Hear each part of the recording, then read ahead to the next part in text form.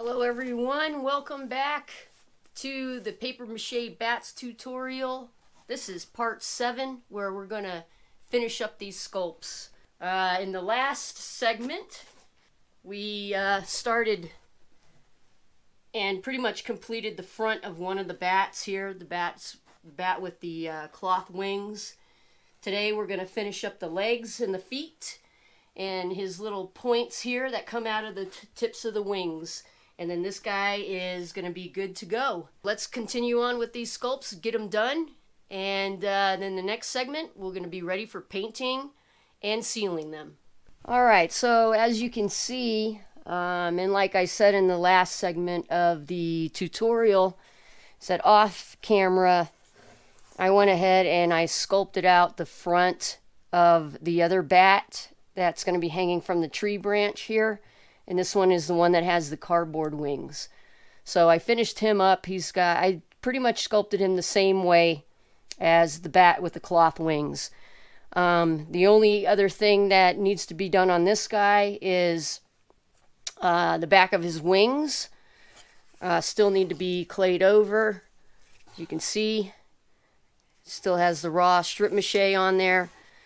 So that still needs to be done. And I'm thinking I'm going to put a little bit more details, some ridging or ribbing around the wings here. And then, of course, the last thing is going to be sculpting in the legs and the feet and attaching his little talons made from the polymer clay. But for now, I'm going to sit him aside, and we're going to go back to the bat variation that has the cloth wings. Back to the bat with the cloth wings. This guy has been allowed to dry for a couple of days. I did end up putting him in front of a fan for most of the time because it started raining a lot here, so I wasn't able to keep it outside in the sunlight to dry. So it did take a little bit longer, but he is completely dry. There might be a couple areas where it's not completely dry, but it's dry enough for me to go ahead and manipulate this and carry on with the sculpt. So the first thing that I'm going to do is I'm going to sculpt out the little tips of his wings there. Obviously, in this segment of the tutorial, your tools and materials are going to be the same as the last one. Your paper mache clay, your paper mache paste, and paintbrush to smooth in your paper mache clay with the paste. And then if you have created some polymer clay talons, you're going to need those as well. But this is pretty simple here. I'm basically just covering the tips of those little points that I had sticking out. Just a thin layer of the paper mache clay. And I'm just making sure I'm covering the entire tip there. Not rocket science. I'm kind of creating a little point.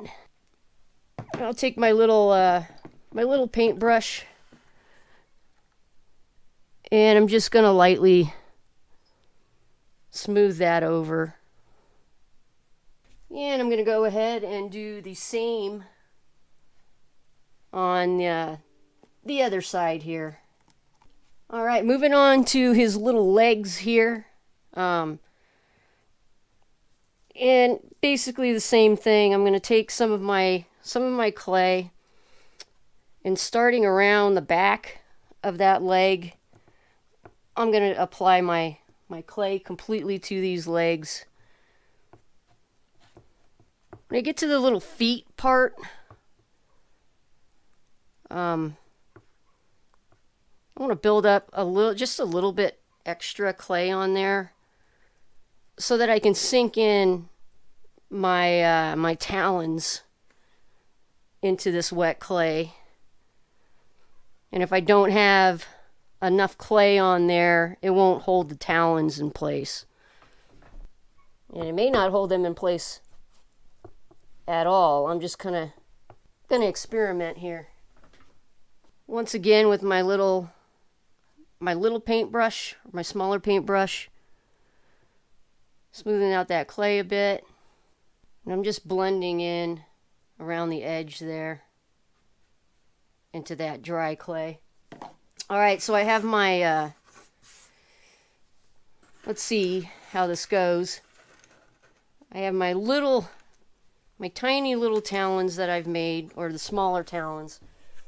I wanted to try to get 3 on here, but I don't know if that's actually going to work or not. There's 1. There's 2, and then I have this tiny little one.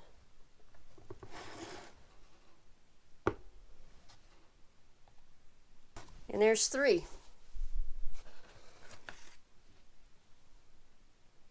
You can see that.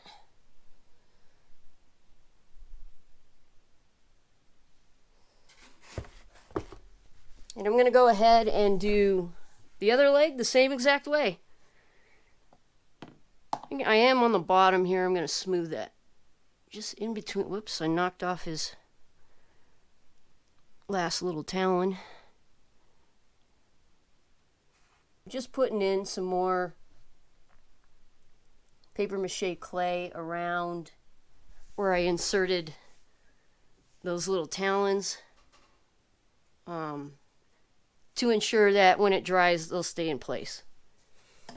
Okay, now I'm going to go ahead and do the other leg the exact same way. Alright, so I have my talons, a little bit wonky, but that's okay. Those should set up and dry and stay in there, hopefully. If not, I may end up gluing them on with like super glue or something like that. But I think it's going to be okay. This guy's done. The sculpt on him is completely done at this point. So I'm going to set him aside, allow him to dry, and move on with the other bat variation. I'm only really going to be able to do finish up sculpting the feet and laying in the talons on this, and I'll have to wait for that to dry completely before I carry on and finish up the wings. So that's going to take a little bit longer, but this is pretty simple. You just take some of your paper mache clay.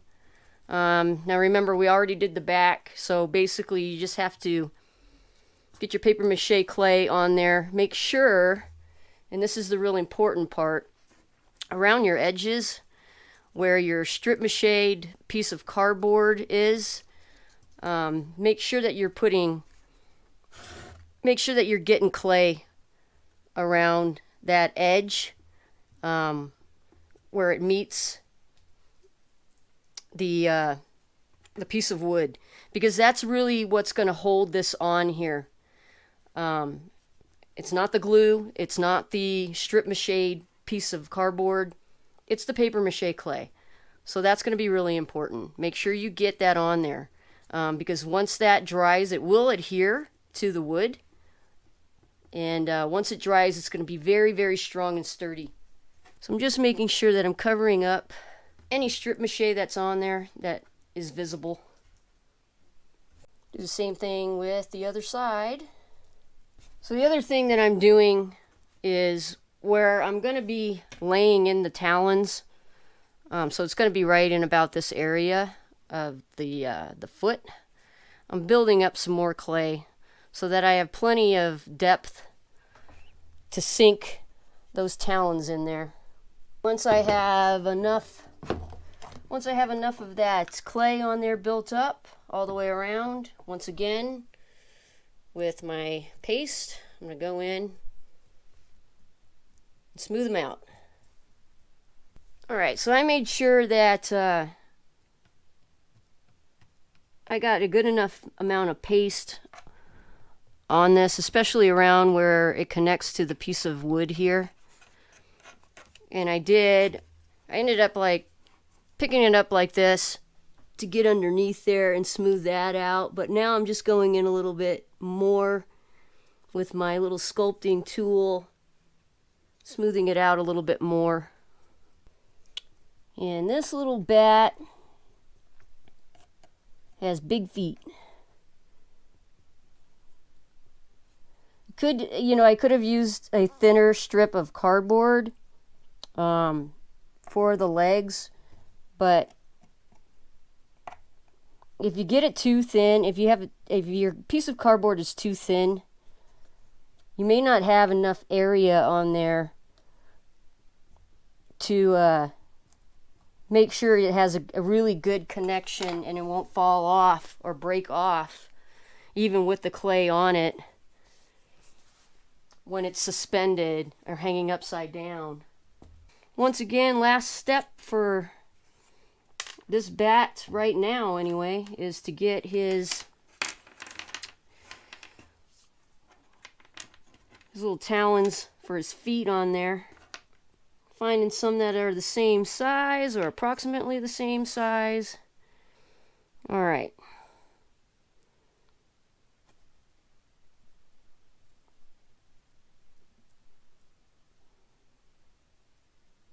Now on this one, I am making sure that I'm making them flat because I want it to kind of give it the illusion that he's using his talons to hang on to that tree branch. And there you have it. And then once more, to make sure that they're going to be locked into place and dry, locked into place. Just going in with a little bit more paste around those talons there. So once again, at a stopping point, can't go any further with this guy until these dry, and of course his entire body is dry because all of this right now is wet. So before I can move on to the wings, that has to dry, so probably another 24 hours, and then I'll be able to get back to it, finish the sculpt, and we'll be ready to go for painting. Alright, so this has been allowed to dry completely for a couple of days. The eyes, the polymer clay eyes, polymer clay teeth, and his little talons stayed in place very well on this guy, so I'm pleased with that.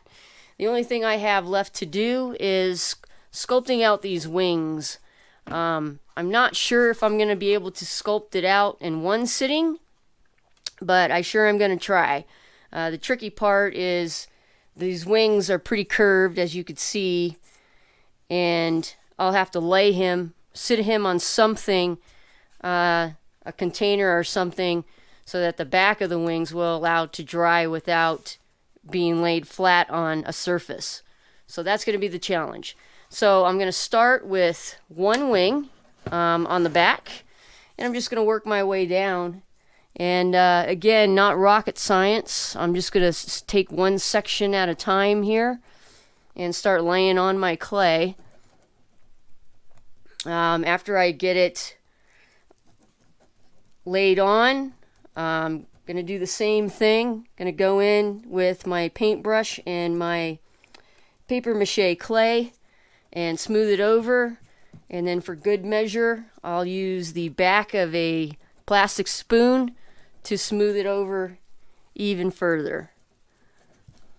I'm not particularly worried about overlapping the ends here of the wings, because after this dries, I'm going to go ahead and I'm going to put a coil of clay all around the edge of the entire wings, just to give it a little bit more interest. I may even put some veining type texture in there as well. But as far as texture is concerned, I'm not going to press in any texture. I'm going to get them as smooth as I possibly can. So just about done with the areas on the backs of the wings that I can get to, with it sitting face down here. A couple of things that I do want to mention. So if you feel like your clay is not wet enough, even after putting on the paste as you're smoothing, you can simply dip your plastic spoon into your paste and apply a little bit more paste onto it with the back of the plastic spoon. Plastic spoons are really great because of the shape. They're really great for smoothing clay over things that have a curve to it, or are kind of a round or have a curve to it. So right around in this wing where it's bent like that, it's great. It's getting in there and really smoothing it out. But I'm at the point where this is pretty much as smooth as I'm going to get this. I'm just going to go around the edges. And making sure that I've really got that blended in right in this area here where the wing meets the body. Then I'm going to flip it over in a second, or see if I can flip it over safely and have it balanced well enough where it's not going to tip while I'm trying to sculpt out the rest of the remaining part of that curved wing when it curves around the front. So I think I can carry on with this. I have some paper bowls here, small paper bowls, and it's just right for me to place this on here without messing up the back of the wings, because it's only touching this body section. So I'm going to carry on very gently with the fronts of these wings that are curved over, and same way as what I did with the back, I'm just laying on in small sections some clay, thin layer of clay. I'm going to smooth it over with my paste and my brush, smooth it over again with the back of a plastic spoon. Alright, so that worked out pretty good. You know, if you're not comfortable with doing what I just did, do the back of the wings, leave it face down to dry, and then once the wings are dry on the back section that you did, flip it over and continue on with that the outer curved section. So do it in sections.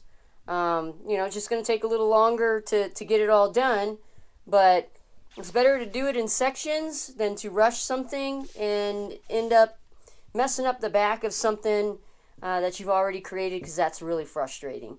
So I'm going to put this guy in front of a fan. So yeah, make sure you're putting your paper mache sculptures in front of fans to dry or out in the bright sunlight. Alright, well, if you have followed along this tutorial step by step from the beginning, building the armature all the way up to this point, congratulations, because you have completed a paper mache bat. Whether you did the hanging version with the cardboard wings or the cloth wing version, or perhaps you made both of them. But anyway, next segment is painting and sealing our bats. So that's coming up. That will be our final segment. So again, thanks for watching. Thanks to everybody who has subscribed, and I'll catch you in the next one.